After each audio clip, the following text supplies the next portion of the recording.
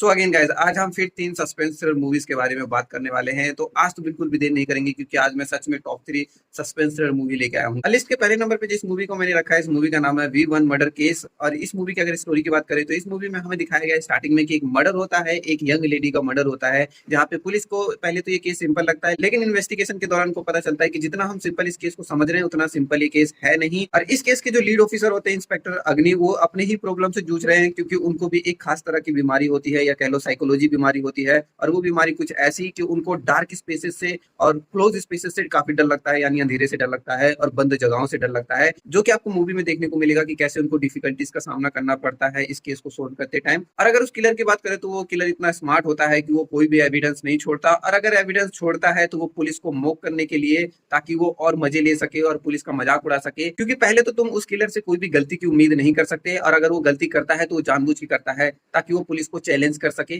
और वो ऐसा करने में कामयाब भी होता है क्योंकि हम इस मूवी में देखने को मिलेगा कि उनकी इन्वेस्टिगेशन हर बार कैसे बेकार चली जाती है क्योंकि वो किलर इतना स्मार्ट है। सो गाइस, जो दूसरे नंबर पे मूवी है, इस मूवी का नाम है ध्रुवंगल पथिनारा, और D16 के नाम से भी ये मूवी आपको मिल जाएगी। अब इस मूवी के बारे में मैं तुम्हें ज्यादा नहीं बताने वाला क्योंकि इतनी बेहतरीन मूवी है, क्योंकि मैं नहीं चाहता कि इसकी स्टोरी खराब हो, आप इस मूवी को देखने का एक्सपीरियंस खो दें, क्योंकि ये मूवी बहुत ही बेहतरीन है। इसलिए मैं कुछ भी रिवील नहीं करूंगा, लेकिन इतना बता दूंगा, सिंपल सिंपल स्टोरी बताता हूँ। सिंपल शब्दों में बताऊं तो इसमें हमें एक पुलिस ऑफिसर दिखाया जाता है जो कि अपने सबसे डिफिकल्ट केस को याद करता है। अब ये केस कुछ ऐसा कि एक कपल का बहुत ही मिस्टीरियस तरीके से मर्डर हो जाता है, और जब ये केस पुलिस के पास जाता है तो पुलिस को भी कुछ खास समझ में नहीं आता कि आखिरकार ये माजरा क्या है। जिसके बाद ये केस इंस्पेक्टर दीपक को असाइन किया जाता है, और इस मूवी में हमें इंस्पेक्टर दीपक के व्यू से हमें ये मूवी देखने को मिलेगी, उनके नजरिए से मूवी देखने को मिलेगी कि उनकी इन्वेस्टिगेशन कैसी गई और उन्होंने क्या क्या डिफिकल्टीज इस केस को सोल्व करने के लिए फेस की, या फिर कह सकते हैं कि क्या वो किलर को पकड़ भी पाए, क्योंकि इस केस को सोल्व करने की उनको बहुत बड़ी कीमत चुकानी पड़ी। और इंस्पेक्टर दीपक के पर्सपेक्टिव से हमें ये मूवी दिखाई जाएगी, और इंस्पेक्टर दीपक बताएंगे कि जितने इस केस में हमें क्लूज मिलते हैं उतना ही ये केस और हार्ड और डिफिकल्ट हो जाता है,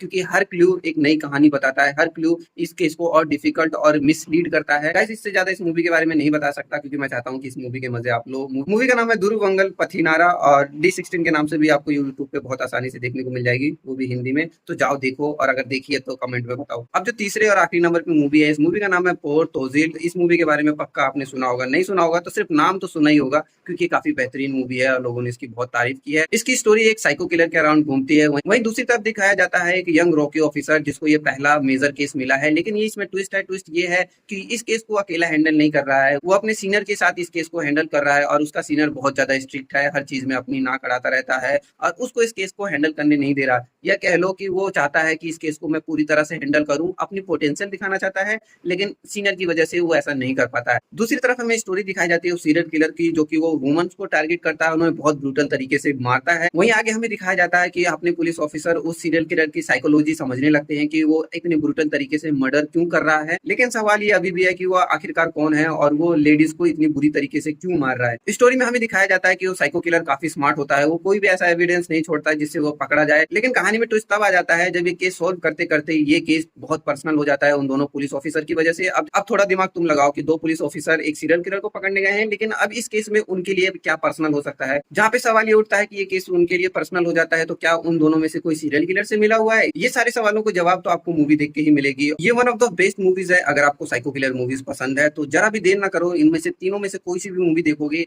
थोड़ा सा भी डिसअपॉइंट नहीं होगे। तो ये मेरी स्ट्रॉन्ग सजेशन है, कोई सी भी मूवी जाके देख सकते हो। लेकिन उससे पहले अगर चैनल पे नए हो तो चैनल को सब्सक्राइब कर लो, क्योंकि ऐसी बेहतरीन मूवीज के बारे में यहाँ पे बात होती है, ऐसी बेहतरीन चीजें हम शेयर करते हैं, ऐसी बेहतरीन सजेशन हम शेयर करते हैं। तो प्लीज चैनल को सब्सक्राइब कर लो ताकि हम ऐसे ही मिलते रहें और एक दूसरे को ऐसी बेहतरीन मूवी सजेस्ट करते रहें।